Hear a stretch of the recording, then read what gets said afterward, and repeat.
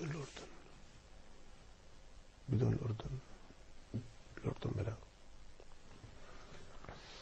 اوكي احنا فاصل. خلاص احنا ما نعرف اني اوف اير ولا اون اير. سمعت بدون الأردن، سمعت لا تكون. تقول أنا سمعت بدون الأردن.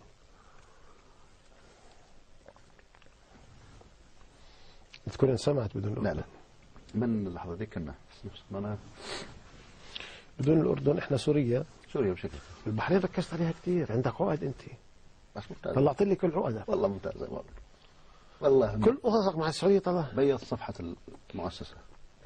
واسمع كمان أخوك الصغير بيض صفحة المؤسسة. والله لو قعد 100 سنة ما قالوا كلام. بيض صفحة المؤسسة. هذا أهم شيء. لا بعد احنا هجمناهم يعني هم نص تعليقاتهم مرضية يعني قبل ما يصير شيء وين الجزيرة كان. وهذا بسوريا اليوم يعني الكويتيين اللي ما طلبوا ثورة شغالين علينا. وين التغطية اللي كانوا طول عمرهم يهجمون.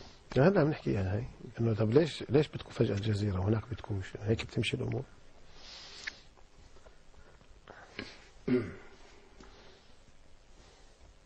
بس كيف لحد هلا؟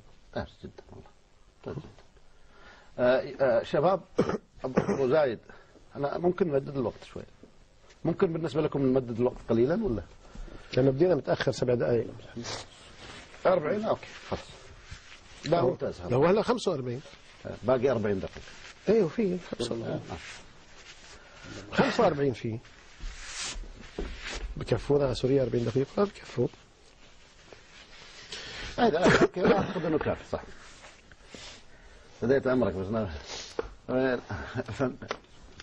نبي نفلها ندخل المرات الجاية.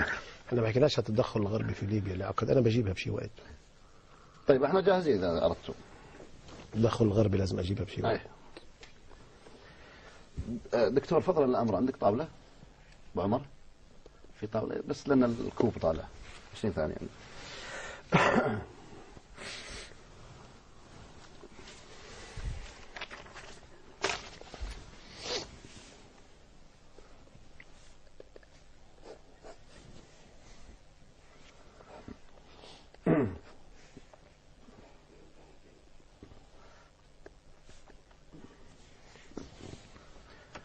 اهلا بكم من جديد مشاهدينا الكرام في هذا الحوار الخاص مع المفكر العربي الدكتور عزمي بشارة مدير المركز العربي للابحاث ودراسة السياسات هنا في الدوحة. حديث على هامش كل هذه